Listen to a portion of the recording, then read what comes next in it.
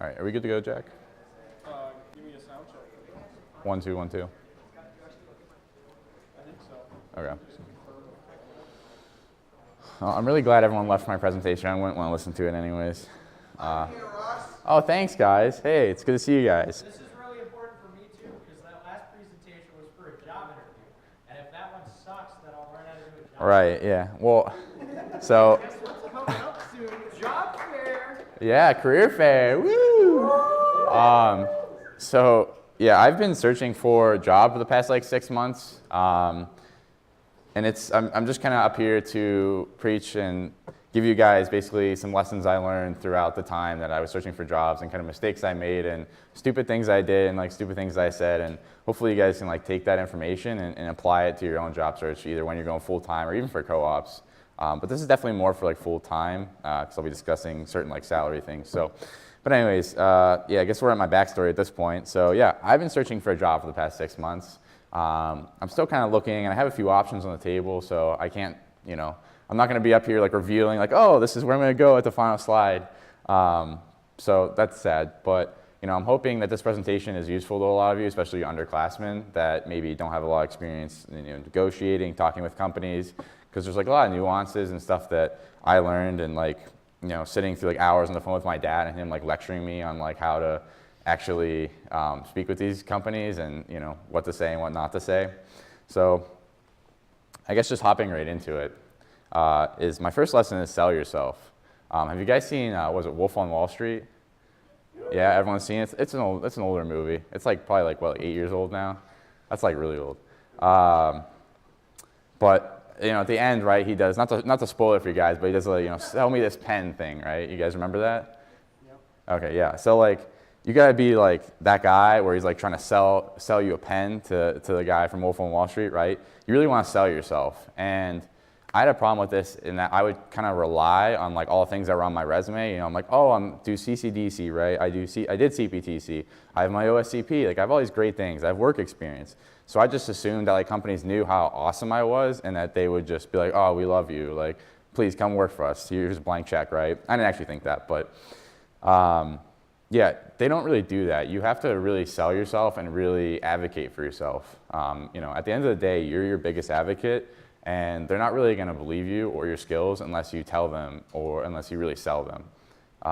So like that's one of the things I really struggled with at first is I would kind of like almost undersell myself or not really like tell them, hey, this is why I deserve this amount of money, or this is why I deserve like this signing bonus, right?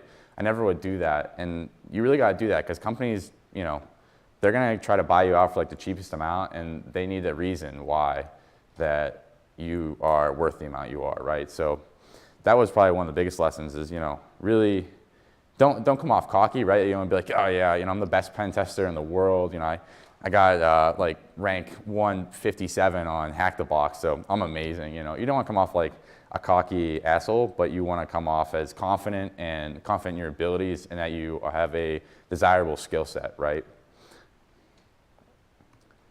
So lesson number 2, and this was an interesting one to learn, and maybe some people might disagree with this, but I always say don't give them a number.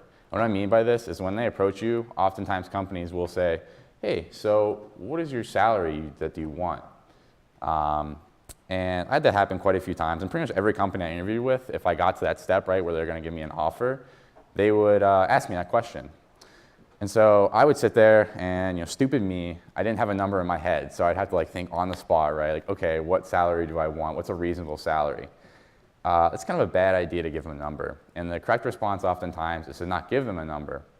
And the reason is oftentimes maybe not in this field, maybe just in general, but people sometimes will undersell themselves and like give them a lower number than they actually would receive originally.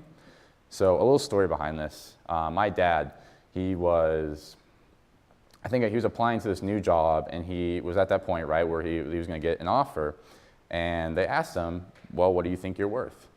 And so he's thinking, and he was a business, he had a couple years of experience and was a businessman. So he's looking at, like 50, 60,000, right? Or something in that ballpark. These are just all like numbers, but this is just an example. And he's sitting there thinking those numbers, but he was like, okay, well, I'm just not going to say anything. I'm going to put the ball in their park, right? And let them tell me what they think I'm worth. And so he did that, and they ended up coming back for like 20 or 30,000 more than he originally thought. Now, how stupid would if he had thought he would have been, or he wouldn't even really know, but that would have been really awful if he would have been like, oh, I'm worth like 50,000. The company would have been like, oh yeah, great, like you're worth 50,000, like come work for us, please, right? That's $30,000 that they're back in their pocket that he missed out on. So, you know, there's no real reason to give him a number unless they're like absolutely demanding it. Most of the time, you know, put the ball in their park and see what they say, see what happens, see what they offer you. You can always counter and negotiate with them. If they aren't willing, then, you know, then apparently then they're not worth it, right? So lesson number 3, and this comes as maybe an obvious to some of you, but to me, I honestly didn't do my due diligence a lot of the time and didn't really research the company enough. So researching the company and really having an actual understanding of the company culture and what they do behind the scenes is really important. And I had a chance for one company. I was doing a phone interview, and I kind of got caught with my pants down, where they were asking me a lot of questions that if I would have done more research on the type of work that they do, it was really the pen testing and the type of like pen testing methodologies that they used. I would have been much more prepared and would have had like a good idea of like, okay, here is what they do, like here's some of the techniques that they use. It was literally like all up on their blog, right? All I had to go do was like read the blog, but of course I didn't, and that was really stupid. And that was a big mistake I made, and like I said, I got in the interview and the guy was asking me questions related to these techniques that they used and kind of my familiarity with them. And I just had like no answer for them. I was like, I've never really used that tool, or I've never learned that language, right? And that's super embarrassing, and obviously I didn't get the next phone call back. So as obvious as it may sound, you know, it's just really important that you really understand the type of work that you're gonna be doing going in, and having a good understanding of what type of you know, methodologies, and really just have a good understanding of the company as a whole. And you can also like look into company culture and stuff like that through their website and kind of get a good feel for it as well. And we'll talk about that a little later, but that is just a really important one. So this one comes from me from my junior year. So a little backstory for this one. Be patient, don't act on emotion, is that I was in my junior year, and it was like the first, I think it was the fall semester. And so I was like searching for a co-op, right? It was my last co-op. And I was basically, okay, like I'm a junior now, I have more experience, you know, I'm working my OSCP, so I'm a little bit more marketable. Surely, like, you know, I'm looking at big numbers, right? I want the big bucks this semester. So yeah, I got a really good offer from one company, and I immediately like jumped on it, right? It was like a really like nice paying hourly number. I was like, this is it, like I've made it, right, you know? And I immediately like jumped on it and gave him gave the guy that was hiring me like a really quick yes. And yeah, I didn't end up going there. So that was a huge mistake. I really quickly jumped on that offer and just saw the, you know, the number, right? The single digit, it wasn't single digit, but like the one number, right, that they gave me, and that's all I saw. I didn't see like the location or like anything else. I didn't see anything else, right? That's all I saw. It was a very narrow view, and I didn't really give it a lot of thought, and that was a really big mistake. And it, not only when I had to call the guy in the spring and be like, actually, yeah, no, I won't be there, right? I had to really like backpedal, and that was just a big mess, and it made me look bad, and it was a problem for the company that I was going to work for. It all worked out in the end, thankfully, and it didn't, you know, cause me to obviously like not graduate in time or anything like that. But yeah, definitely like really think about your decisions that you're making, especially with a co-op full-time, especially full-time. I mean, I think that goes without saying, but even co-op, like, don't just jump at a number because they're like, oh, we're gonna offer you like $45 an hour. Don't be like, oh yeah, like that's, yeah, sure. And then you know, you find out that like, oh, you're living in San Francisco, and yeah, your rent's gonna be $2,000 a month. What? You're like, $45 an hour is like nothing out there. You can buy you like an In-N-Out burger once a night. But in all seriousness, yeah, just really take your time when you're deciding your offers, and don't jump the gun, because I know I learned that lesson the hard way. And lesson 5, the classic saying, be yourself, right? It's so cliche, but it's really true. A lot of companies, a lot of times, you know, I always say, or my parents always would tell me, when you're going to talk to these companies, like, trust your gut feeling. Look at how they act, look at how their culture is compared to how you are and your culture.